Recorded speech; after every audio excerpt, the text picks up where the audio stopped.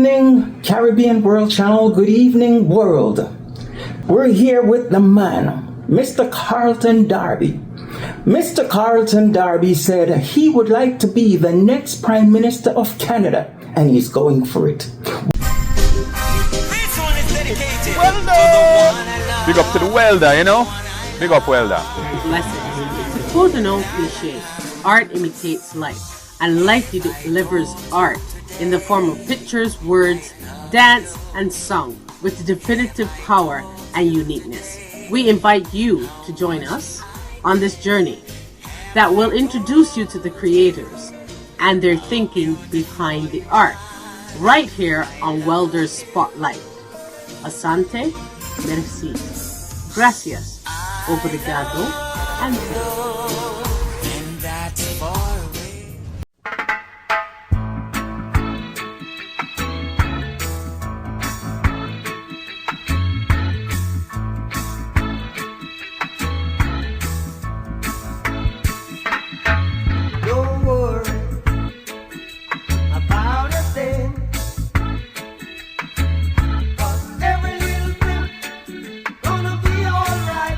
Welcome to Caribbean World Channel, Mr. Darby. Thank you. Good to meet you finally. Yes. Okay. Could you please introduce yourself to the audience and let them know who you are?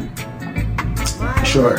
So, I am Carlton Derby. I am a Canadian, born in Jamaica. I've been living in Canada for the last 32 years. More time I live in Canada than I lived in Jamaica. I'm an accountant by profession. I have a relatively small medical company where we sell medical equipment, i.e. mobile x-ray machine, mobile ultrasound, and one of the products that we are big on is defibrillator. But as a company, we can provide any medical equipment for any hospital, any clinic, anywhere in the world. For myself, I graduated high school in Jamaica. I went to college here. As I said, I'm an accountant, and I have worked in several large corporations in Canada in accounting. Okay. Mr. Derby, you are a Jamaican-born Canadian. Right. And running to be the Prime Minister of Canada. Right. Okay. First thing I would like to know from you. Sure. What is your vision for Canada? What would make you different from Canada now? So, what would make me different than the current crop of politicians is I'm not bought. I can say this unequivocally. Most of the leaders of political parties are bought. We are a grassroots movement. I am not bought, and I do not intend to sell myself either. And the next election is going to be one of the most consequential elections. It's going to take a leader with courage. It's going to take a leader with ambition. Mm-hmm. It's going to take a leader with strength to do the things that are necessary to get Canada on track. You know, when I first migrated to Canada, I never envisaged that Canada, as a first world country, we would be hearing our political leaders saying people cannot afford food. I only heard that back in the Caribbean. I only heard that back in Jamaica. Mm-hmm. Like, food should not be something that we as Canadians are talking about. And it makes me sad to know that this is where we are in our country. And to change that, it's going to take courage. It's going to take leadership. It's going to take strength. Okay, your first term. Right. As a Prime Minister. Right. on this. What do you look to accomplish within the first term? Right. Forget about the first term. The first 90 days. Okay. We intend to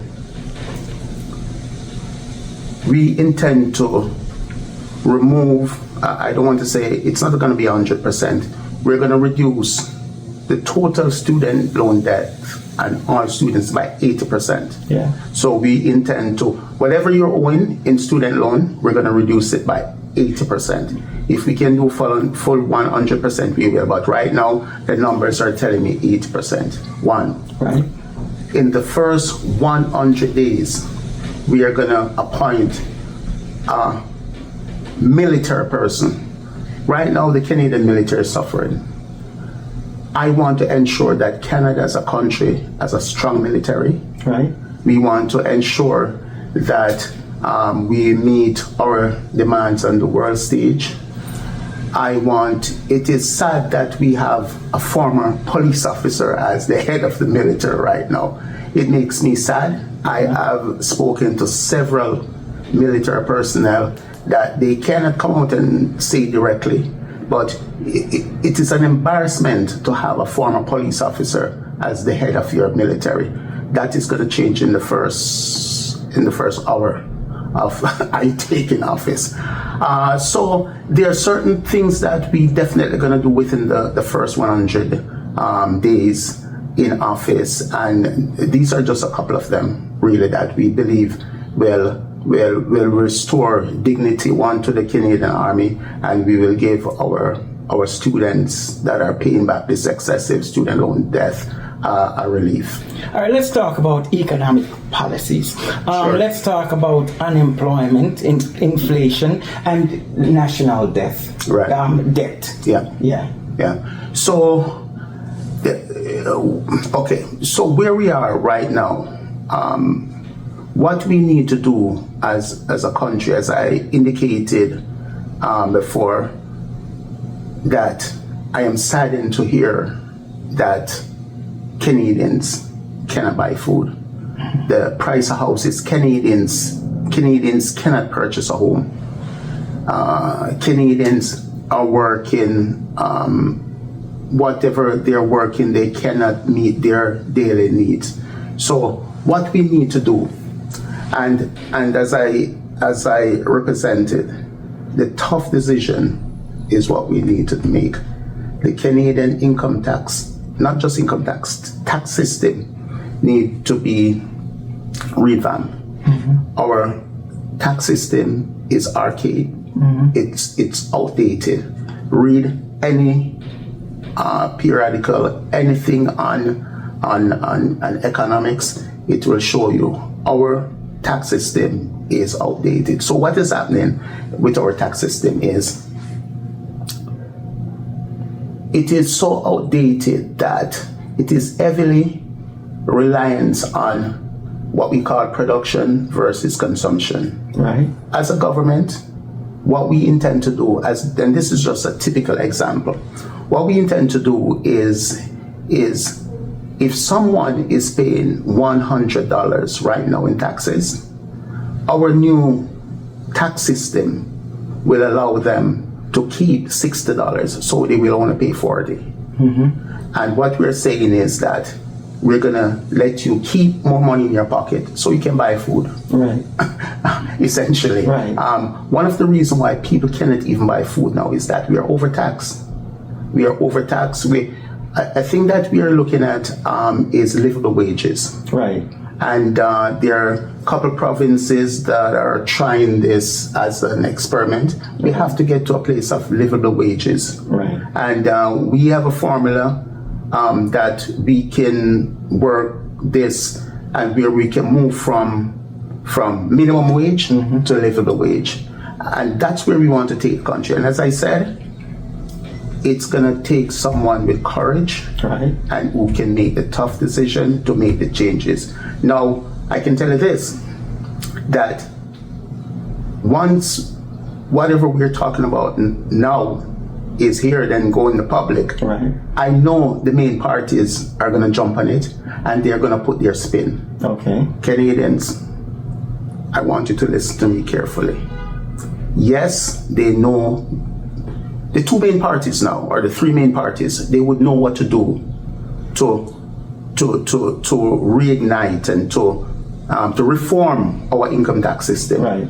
But the problem is they won't have the courage to do it because they are bought by big corporation. I am not bought. I am going to stay humble. I don't want any lobbyist friends, and I just want to get into the office to do the job that Canadians are going to put me there to do. All right, let's talk about healthcare. You're from Jamaica, Yeah, and right. people in different places in the world would say Canada have a decent healthcare system because they don't live in Canada. Right. They only hear stuff. Right. Okay, what's your take on healthcare? And do you think it is in a good place, or do you think it needs change? And what change can you bring to healthcare? Right. Thanks for that question. It's a very important question. It is said that we have the best healthcare in the world. That is not true. Anyone who have ever had to experience a major illness or a serious health crisis, like I did 2 years ago, I had a major health crisis. You will understand how inadequate our healthcare system is. Family don't have family doctors anymore. Family doctors are getting out. A lot of them are retiring. Nurses are pressured. Yes, we do have. I can tell you this. I know for certain. So I did a major surgery 2 years ago, and the surgery in of itself was high tech. In fact, it was done by a robot. And anyway, I won't go too much in that. It was done by a robot. And I believe that I was taken care of very well. However, where I find the biggest problem was leading up to the surgery. The diagnosis, the follow-ups, that's where the breakdown is. And then on top of that is the wait time to actually get the surgery. So our healthcare, it's in a median position. However, there's a lot of work to be done. The doctors, like for example, this capital gain taxes that was brought on, it is affecting doctors more so than anyone else. And I've heard from on my team, there are at least 4 doctors, dentists, and I can hear the concern from them all the time. Let's talk about the Indigenous relations. Can you say something concerning that? Sure. Well, I am big on Indigenous issues. Yeah. I am saddened by what has been done to the Indigenous people in this country. I was told in 2019, I was the first, I don't like to call myself politician, but I was the first politician allowed on the Rama Reserve. I met with the chief there. Yeah. And he expressed his disappointment in this government and previous Canadian government in respect to the treatment of the Indigenous. How can we be in Canada and the Indigenous people don't have proper drinking water? This is Canada. It is appalling. Once I get into office, we're going to see real changes with respect to the Indigenous people of Canada. The first election that we ran in, I promised to go up north and meet with the Indigenous people up there. I did not make it due to funding restrictions, but this time I will definitely be making that trip up north. Like one of the things I know, because I have a friend who is a Jamaican, he's a nurse, and he's part of our team. He actually worked in the far north as a nurse for many years. Yeah. And he can attest to the things that goes on there. In the far north, one head of lettuce, you're looking at about $11. Wow. And I could go on. And that's the kind of struggle that the Indigenous people in that part of Canada face. Okay, speaking of Indigenous, immigration. Right. Let's talk about immigration. Right. So, immigration. This government, I'm an immigrant to begin. I'm an immigrant. And when it comes on to immigration, it's like you have different classes of immigration, of immigrants. There's one class that is treated very well. Right. There's another class that is left on the street when they come here, and they are not given food, and they're treated like second-class citizens of the world. Right. Let's look at the housing crisis as it relates to immigrants. Okay. This government, the Trudeau government, brought in 900,000 immigrants last year. 900,000. Yeah. And the previous year, the numbers were exceedingly high as well. So over the last 3-4 years, you're looking at probably over 2 million immigrants that comes in. Right. There was no provision for housing. There was no provision for work. They fill a void in terms of work, yes. I do not deny that fact. But with respect to housing, there was no provision for housing. And that has caused a huge problem with respect to housing, with respect to the price of houses, because there are too few houses being consumed by too many people. Right. Now, they turn around and they realize, okay, we have a huge problem. So they reduce the number now for this year to 200,000. The fact that they reduce the number in terms of immigrants that comes in from 900,000 to 200,000 is a clear indication that they had a problem. They did something wrong. We're going to fix that. All right. Talk about immigration. Let's talk about foreign policies as we speaking of immigration. Well, with respect to foreign policies, the United States, they're our big brother. We, as a party and as a leader, we maintain close relationship with the United States. One thing I want to do is to meet the NATO requirement for that 2% of GDP in terms of funding for NATO. And as I indicated earlier, our party want to ensure that our army I know our army is well trained. I know that. I was just in Jamaica recently in February, and I saw the Canadian army they were training alongside the Jamaican army. Yeah. Someone might think, oh, Jamaican army, that's Jamaican army.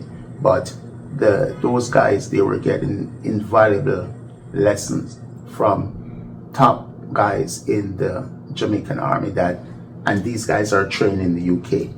So with respect to foreign policy, we are gonna steer our course. Right. We're gonna deal with people who we want to deal with, and we will not deal with rogue states. With respect to foreign policy, we will maintain a status quo where that is concerned. But my main concern and my main objective is to ensure that we have a strong army. I know one of the things that I was deeply disappointed about is when Stephen Harper, the previous Conservative leader, left office with with a contract to purchase the Raptor F-35 jet. This Prime Minister canceled that contract, canceled it, right? I thought that was a bad decision. Now he has to purchase the jets, and purchasing it now at 2 times the price. One thing we're going to ensure is that we want to set legislation that no new government, no new party, or anybody who is coming forward won't be able to just willy-nilly change what has been discussed by previous governments, and put in place, and you just cancel a contract, cause a huge penalty on our country, and then you turn around 6-7 years later and redo the contract. We don't want that to happen anymore. Sure. All right. I don't want to say too much because we want to hear so much from you. Yep. So I'll just touch the lines of where I believe the audience want to hear from you. So let's talk about education. Right. Education. So Canada is so let us look at education from the standpoint of high school, and going into colleges and university. Our education system is a very high standard. People right now, of those 900,000 immigrants that came in last year, most of them came here to go to school. Right. Because Canadian education is a good education. There are some things that we want to do with respect to education. Right. And with respect to language, I do not want to say it now. I will say it when I get in Quebec, because it has to do with French, and it's something that is going to be groundbreaking, and I do not want to reveal that right here. Okay, I know you briefly mentioned the housing issues, Right. but I want to make sure that I ask you about the housing crisis that we have here in Canada right now. Right. Yeah. So the housing crisis that we're seeing is a clear result of poor government, poor policies. So we know that part of the problem with respect to housing is that the taxes on the raw material, to get a permit is a problem. Right. To get the necessary things in the ground to start building, it is essentially a roadblock. The builders will tell you that they have to go through so many challenges just to start building. Right. And with respect to all levels of government, now we know that the issue of housing is provincial, municipal, and all that. But yes, the federal government has to step in, and there are things the federal government can do, especially with respect to the taxes on the raw material. And that's why I said previously, we have to move our tax system from production to consumption. Right. And until we can do that, we're just going to be we're going to be in the same situation. Right. Again, you touched the topic of Indigenous, but let's talk about equality. Right.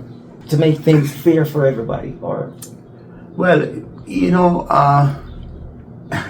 I was told as a young accountant by my manager. She told me, and I'll never forget, is that she said, "Carlton, we're living in an unfair world with unfair people. Unfair things will happen to you." I never forget that. And so we're living in an unfair world, and we know that. Our party is, if you look at our mission statement, talk about inclusivity. Yes. We are all inclusive. We do not discriminate against anyone, race, gender, sexuality. We embrace all people, and as such, we know that we will be fair, and as I said, we are all inclusive. It's a challenge. It's a challenge, and I'm a Christian. We're all God's people, and I believe that with what we want to do for Canadians, with respect to getting Canada as a world leader again, overall people will be happy, and people will think that yes, we once again are dealing with a fair country, with fair people, and fair things will happen. I'm not trying to put you on a spot here, but some of the concerns here in Canada, and it would be unfair if I don't ask you. Right. All right. It is said that as far as immigration is concerned, and fairness is concerned, that the government give more to the Indians coming in than other people from different cultures or different countries. Is that true to you? Well, I don't want to speculate. I haven't seen the numbers. I've heard that type of sentiment. So in that respect, and if it is true, obviously there is a level of inequality right there.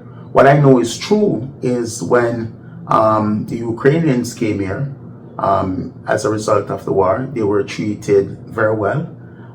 When the Africans came here, as a result of similar problem, they were left on the streets by this government. So when we talk about immigration and inequality and fairness, there you go. Well, and all right, let's talk about transparency. Right. Do you think the government tells us enough? So to have the trust of Canadians, you have to be transparent. You have to be honest with the people. And you will bring that. I will bring that, and I'm going to give you an example with respect to transparency and how unfair this government and a lot of governments are. So people talk about the GDP. And it's a measurement of where things are at economically. And you would hear they talk about, okay, this is what the GDP is for a particular period. However, none of the government come and talk about the GDP deflator.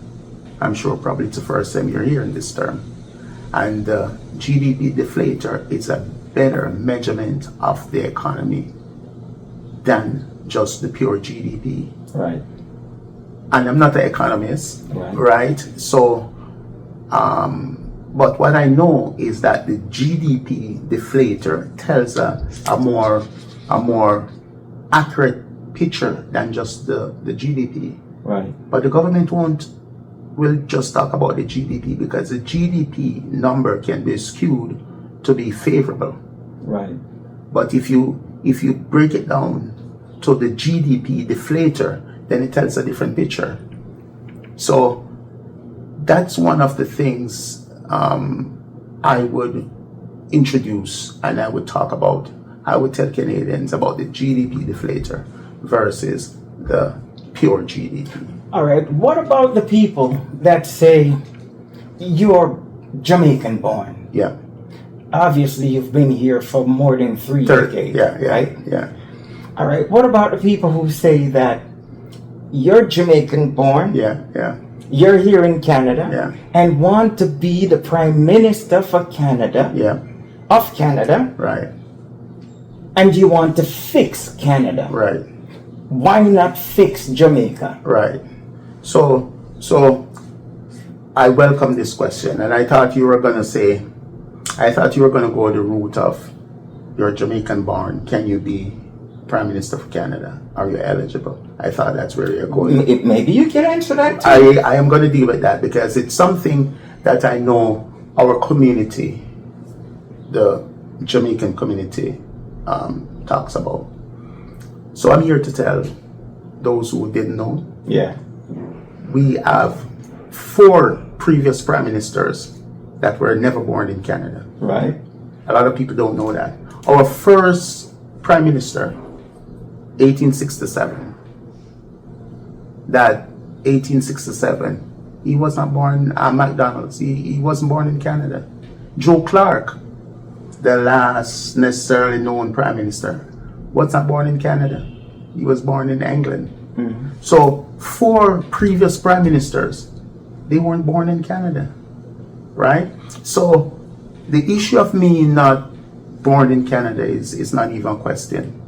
Right. It's because there's precedent for me to become a prime minister. Yes, I so we have seen Canada as a country since 1867 to present. I've seen 23 prime ministers. Right. 23 prime ministers over 157 years. Right. And after 23 prime ministers, we have only seen one woman prime minister, Kim Campbell. Yeah. And she only led this country for 9 months. So it has all been one set of people that has been prime minister. We have never seen an Indian prime minister. We have never seen a Chinese prime minister. Right? I am running and I'm black. So let's get it on. Let's see a black prime minister. I didn't say it. I didn't say it. But I want to lead into this, even though, and I'm very passionate about this. For the first time in the 157 years, Canada have seen a black Speaker of the House, Greg Fergus. It has never happened before. Right. For the first time in 157 years, Canada has voted, Manitoba has voted in Indigenous Premier. Never happened before. For the first time in 157 years, we have a Chinese mayor of Toronto, Olivia Chow. Right. And to a lesser extent, there's a lady that ran in a place called, I believe, Southgate. That is, and this place is about 30 minutes north of Barrie. Predominantly European people. And she's a black woman. She ran for city council and she won. What am I saying? There could not be a better time than now for this party to get involved, for a collective team of people to... Canada is known for making history. Canada is known for being the first. We can be the first. We can break this cycle of two-party stronghold. 2 parties led Jamaica. 2 parties led the US. And for most countries, democratic countries, it's a 2-party state. I am calling on Canadians. I am calling on the sleeping majority. In Canada, there was only one time in Canada that we have a 51% vote in terms of an election. That was when Quebec planned to break away from Canada. And there was a 51% turnout. Apart from that, the turnout is as low as 29%, maximum 40%.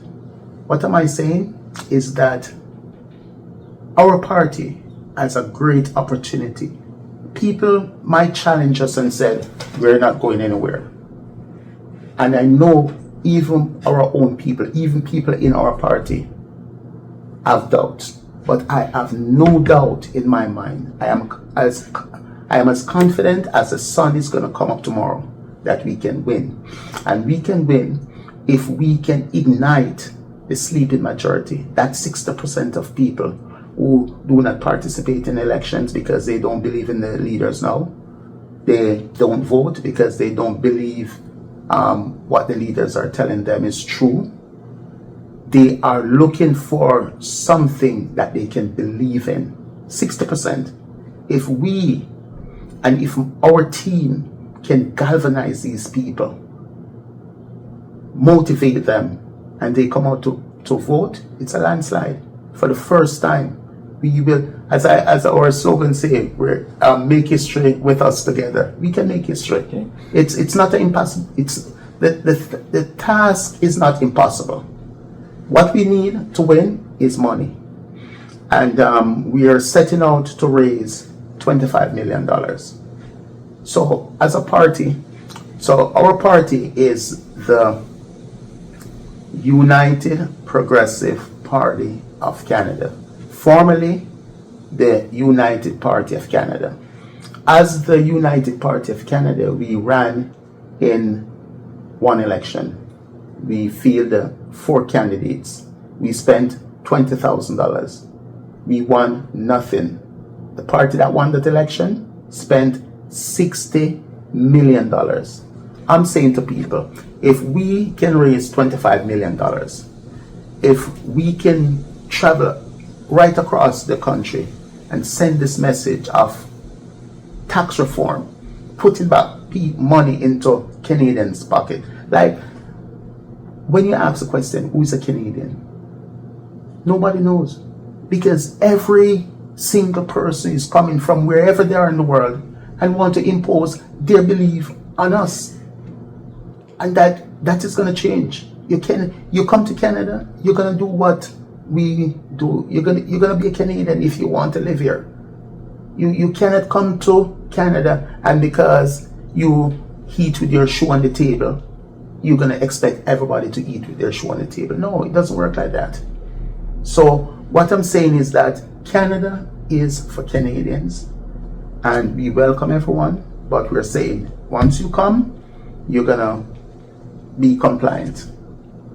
You have to be. So the sleeping majority, that 60% is there. It's not impossible. If we can raise $25 million, we can win the next election.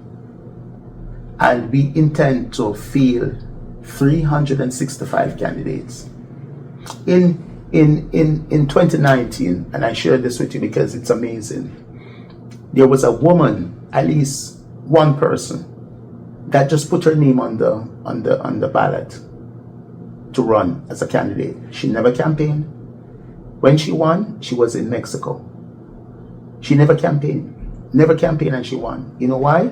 Because the country was looking for a change, and it was just voting for anyone who represented the Liberal Party. I'm saying that we can achieve that same miracle, where our message is so strong that Canadians are willing to take a chance. Canadians are willing to make a change, and we can have this new era of politics, and they know that Canadians can rest assured that Carlton Derby won't be bought. And the next thing, I do not intend to stay in the office of Prime Minister longer than intended. I want to just go in, make the changes that are needed, and get out. Too many politicians want to be career politicians. For example, the leader of the Conservative Party wrote an essay 25 years ago talking about you should not be in politics for more than 2 terms. He's there 25 years now. That won't be my portion. I will be in and out, making the tough changes, doing what is needed to be done, and I am confident that if we have the money to campaign properly, we can make a difference, and we will be in Parliament, and we will attend to the needs of Canada. The first thing we're going to do is we're going to revamp the tax system, because that's where we have to start for the change. People, you heard him. His name is Carlton Derby, and he wants to be the next Prime Minister of Canada, and he's going for it. So, Mr. Carlton Derby, it's a pleasure, sir. and if you could just call the 60%. Right. It's your time to call them. Right. That 60%, they call they are referred to as the sleeping majority. They are looking for someone to believe in. Canadians, you can believe in me. They're looking for someone with courage. Canadians, I have the courage. They're looking for someone with integrity. I have the integrity. They're looking for someone that is not bought by the large corporation. I'm not bought, and I won't be bought. So thank you. I look forward to meet you on the campaign trail. Our team will be traveling the entire from east to west of Canada, and we are hoping to see you soon. Here from Caribbean World Channel, and I'm Welder. Thank you for watching.